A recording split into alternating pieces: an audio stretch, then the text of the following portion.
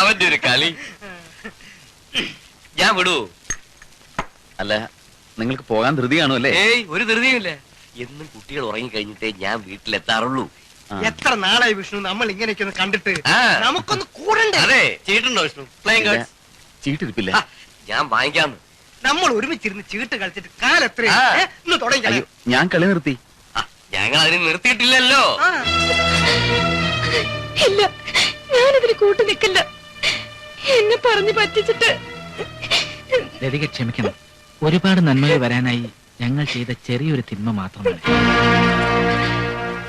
ലതികയുടെ വീട്ടിലെ കാര്യങ്ങൾ മറ്റാരെക്കാളും എനിക്ക് നന്നായിട്ട് അറിയാം. കണ്ടീഷൻസിന്റെ പേരിൽ ഒരു വിവാഹവും ശരിയാകാതിരുന്ന എന്റെ കൂട്ടുകാരന് ആദ്യമായി ഒരു കുട്ടിയെ ഇഷ്ടപ്പെട്ടു എന്നറിഞ്ഞപ്പോൾ എന്റെ മനസ്സിൽ തോന്നിയ ബുദ്ധിയായിരുന്നു ഇതെല്ലാം. ജോലിച്ചെന്ന ഉറപ്പും കൂടി ആയപ്പോ എന്തായാലും ക്രൂരതയായത്. ഈശ്വര, ഞാനിനി എങ്ങനെ അദ്ദേഹത്തിന്റെ മുഖത്ത് നോക്കും?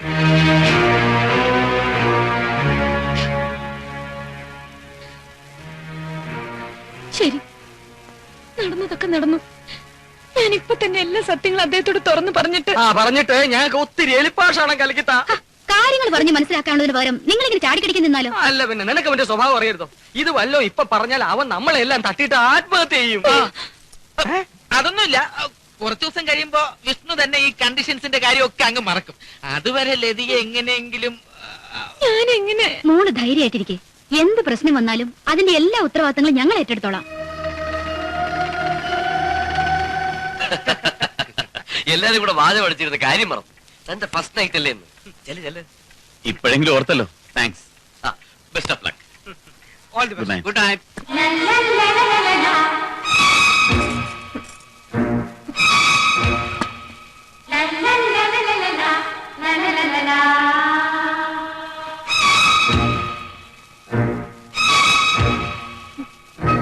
എന്താ വല്ലാതിരിക്കുന്നത്?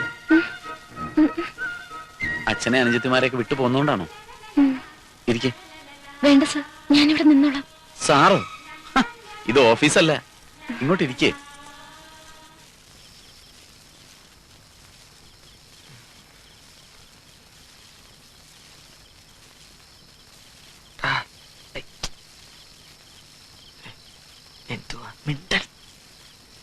എന്തുവാടേ അവർ സംസാരിക്കുന്നേ?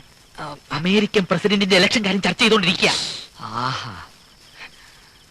ആദ്യ രാത്രിയിൽ ഏത് അമേരിക്കൻ പ്രസിഡന്റ് ആടേ? മാൻ പ്രപ്പോസസ്, ഗോഡ് ഡിസ്പോസസ് എന്നല്ലേ പറയാറ്? പക്ഷെ എന്റെ കല്യാണക്കാര്യത്തിൽ ഐ പ്രപ്പോസ്ഡ് ആൻഡ് ഗോഡ് സെക്കൻഡഡ് എന്നേ പറയാൻ പറ്റൂ. എന്റെ സ്വപ്നത്തിലെ പെൺകുട്ടിയെ തന്നെ എനിക്ക് വധുവായിട്ട് കിട്ടി.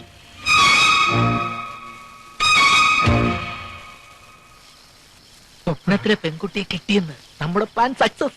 അത് പറയാറായിട്ടില്ല. ഇപ്പോഴും ഒരു ഇടിയുടെ മണം ഇവിടെ കിടന്ന് കറങ്ങുന്നുണ്ട്. അതെന്റെ കൈകൊണ്ടായിരിക്കും. വെളച്ചിലെടുക്കല്ല. ചെറുപ്പം മുതലേ എനിക്ക് സംഗീതത്തിൽ വലിയ ഭ്രമമായിരുന്നു. അതുകൊണ്ടാണ് എന്റെ ശ്രീമതിക്ക് ശാസ്ത്രീയ സംഗീതം അറിഞ്ഞിരിക്കണമെന്ന് ഞാൻ നിർബന്ധം പിടിച്ചത്. ഇന്ന് നമ്മുടെ സ്വപ്നങ്ങളുടെ സാക്ഷാത്കാരത്തിന്റെ ദിനമാണ്. ജീവിതകാലം മുഴുവൻ ഓർമ്മിക്കേണ്ട ഒരു രാത്രി. ലതിക ഒരു പാട്ടുപാട്.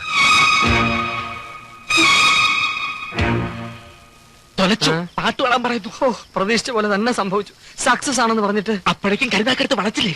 കൊണ്ടോ ഈശ്വര, ഫസ്റ്റ് നൈറ്റ് തന്നെ എല്ലാം ബെസ്റ്റ് ആയിട്ട് ചളവായി. എന്താ നാണോയിട്ടാ? പതിയെ പാടിയാ മതി, ആരും കേൾക്കൂല. പാട് പാട്. ഇനിയിപ്പോ എന്ത് ചെയ്യും? നീ വിളിയടേ. കുറിപ്പേട്ടൻ വിളിക്കാം. നീ വിളി. നമുക്ക് ഒരുമിച്ച് വിളിക്കാം.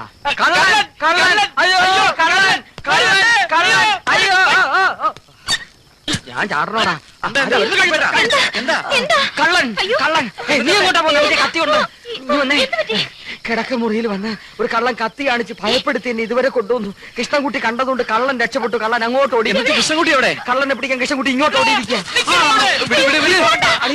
ഇനി വന്നേ, ഇന്ന് നിന്റെ ഫസ്റ്റ് നൈറ്റ് ആണ്. നീ അത് ലാസ്റ്റ് നൈറ്റ് ആക്കല്ലേ.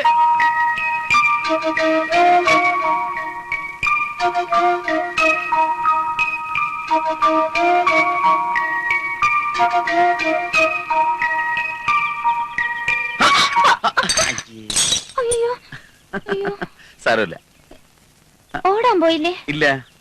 മുറി കാണാതായപ്പോ ഞാൻ വിചാരിച്ചു. അതെ, എനിക്ക് നോടാനൊരു മൂഡ് തോന്നുന്നില്ല. അയ്യേ, ആരെങ്കിലും കാണും. കണ്ടാലെന്താ, നമ്മൾ കള്ളത്തരൊന്നും കാണിക്കുന്നില്ലല്ലോ. ഇതൊക്കെ എല്ലാ ഭാര്യ ഭർത്താക്കന്മാരും ചെയ്യുന്നതാ. നീ വന്നേ, ഒരു കാര്യം പറയട്ടെ. നീ വിഷമിക്കാതെ, അവൻ ഇപ്പൊ വരും. ഇപ്പൊ സമയം എന്തായി? വലിയ കണ്ടീഷൻസും റൂളും ഒക്കെ പറഞ്ഞ ആളല്ലേ.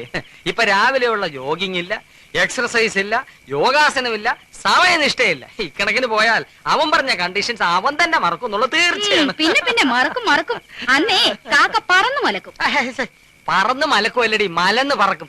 അയ്യോ, ഒരു വിറ്റ് കേട്ടിട്ട് എന്താ വെച്ച ചിരിക്കാത്തെ? ഓ പിന്നെ ഈ വളിപ്പൊക്കെ പറഞ്ഞ് തന്നെ വിളച്ചിലെടുക്കല കേട്ടോ. അല്ല പിന്നെ പെണ്ണുങ്ങൾക്കല്ലേ പെണ്ണുങ്ങളുടെ വിഷമം അറിയൂ. സത്യം പറഞ്ഞ ഈ കല്യാണം കഴിഞ്ഞ് അന്ന് തൊട്ട് എനിക്ക് വെപ്രാളവാ. അവന്റെ സ്വഭാവം എനിക്കല്ലേ അറിയൂ. നീ എന്തിനു വെപ്രാളപ്പെടണം? അങ്ങനെയാണ് നിന്നെ കെട്ടി അന്ന് മുതൽ ഞാൻ എന്തുമാത്രം വെപ്രാളപ്പെടണം? കളിക്കല്ലേ?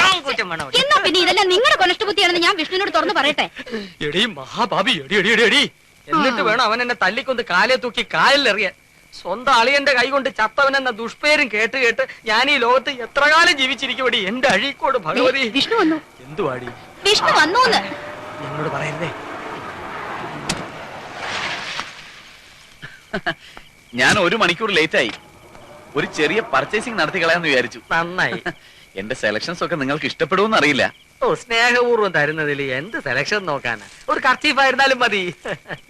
ഇത് കുറുപ്പേട്ടനും ചേച്ചിക്കുള്ളതാ. ലതിയെ, ഇതെല്ലാം എടുത്ത് മുറി കൊണ്ടുവന്ന് വെക്കേ. വന്നേ. ഇപ്പൊ എനിക്ക് ബോധ്യമായി, നിന്റെ അനിയൻ തന്നെ.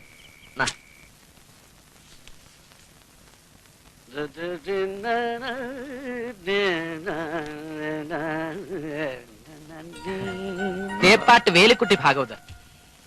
നമസ്കാരം. പ്രത്യേകിച്ച് പരിചയപ്പെടുത്തേണ്ട കാര്യമുണ്ടോ? ദൂരദർശനിലൂടെ ഈ മുഖം ഞാൻ എത്രയോ തവണ കണ്ടിരിക്കുന്നു. അതിന് ഞാൻ ഇതുവരെ ആ വിധിപ്പെട്ടിയിൽ പരിപാടികൾ അവതരിപ്പിച്ചിട്ടില്ലല്ലോ. എങ്കിലും നമ്മൾ എവിടെയോ വെച്ച് കണ്ടിട്ടുണ്ട്. നല്ല മുഖപരിചയം. മാവേലി സ്റ്റോർ ക്യൂ നിൽക്കാൻ വരാറുണ്ടോ? കൃഷ്ണൻകുട്ടി, ഇങ്ങനെയുള്ള ചില മണ്ടത്തരങ്ങൾ പറഞ്ഞുകൊണ്ടിരിക്കുമെങ്കിലും കുറുപ്പേട്ട ആള് വളരെ ഡീസന്റാ. പാർവതി, ലതയെ വിളിച്ചോളൂ. ഈ കർണാടക സംഗീതം ഫുള്ളായിട്ട് പഠിക്കണമെങ്കിൽ എത്ര നാൾ വേണ്ടി വരും? 2 മാസം? അല്ല, ഫീസ് വേണേ കൂടുതൽ തരാം. എന്റെ പൊന്നിയേട്ടാ, ഇതൊക്കെ ഫുള്ളായിട്ട് പഠിക്കണമെങ്കിൽ വർഷങ്ങൾ വേണ്ടി വരും. എനിക്കറിയാൻ മേലാഞ്ഞിട്ടല്ല, എങ്കിലും ഒന്ന് വെറുതെ ചോദിച്ചതേ ഉള്ളൂ. തൊഴുത് അനുഗ്രഹം വാങ്ങിച്ചോളൂ.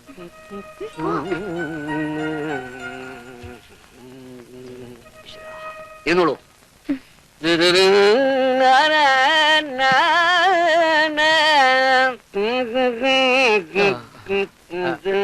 പക്ഷേ ഈ സംഗീതം എന്ന് പറഞ്ഞാൽ സിസ്റ്ററിന് ജീവനാ.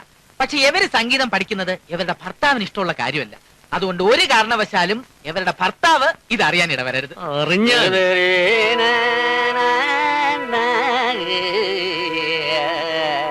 മണൽപ്പരപ്പിൽ വീണ വെള്ളം പോലെയാണ് സംഗീതം. സംഗീതത്തിനെ പിടിച്ചു നിർത്താൻ ആർക്കും കഴിയില്ല. ഈ കേട്ടില്ലേ കോട്ടയത്തൊരു മൂത്ത പുള്ളാച്ചൻ എന്ന രീതിയിലുള്ള സംഗീതവും പഠിപ്പിക്കുമല്ലോ. ഈ അരസികന്മാരുടെ സാന്നിധ്യം എനിക്ക് ബന്ധപ്പാടുണ്ടാക്കുന്നു. സോറി. തുടങ്ങാം.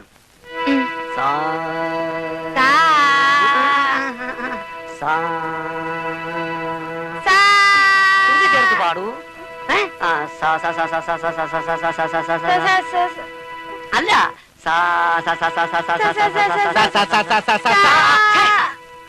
ശരിയാവുന്നില്ല, ഒട്ടും ശരിയാവുന്നില്ല. സംഗീതത്തിൽ തീരെ വാസനയില്ല. വാസന പോലും ഉണ്ടാക്കിയെടുക്കേണ്ടിയിരിക്കുന്നു. കീർത്തനങ്ങളൊക്കെ കേട്ട് പരിചയിക്കണം. കൃഷ്ണ നീ ബേഗനേ ബാരോ, കൃഷ്ണ നീ ബേഗൻ ബാരോ. വന്നു. ആര്? കൃഷ്ണൻ അല്ല, വിഷ്ണു. ഹാർമോണിയം ഞാൻ കൊണ്ടുവയ്ക്കട്ടെ. ഇതെന്തോ ഒരു പാട്ടും ബഹളമൊക്കെ. ലതിക പാടിയതാ. ഒരു പുരുഷ ശബ്ദമാണല്ലോ ഞാൻ കേട്ടത്. ഞാനും സഹായിച്ചു. അത് കൊള്ളാം. എന്നാ പിന്നെ ഞാനും കൂടെ കൂടാം. ഇന്ന് നമുക്കൊരു സംഗീത സായാഹ്നമാക്കി മാറ്റിക്കളയാം. ഇരിക്കില്ലതിയെ. കുറുപ്പേറ്റം പാട്. അയ്യോ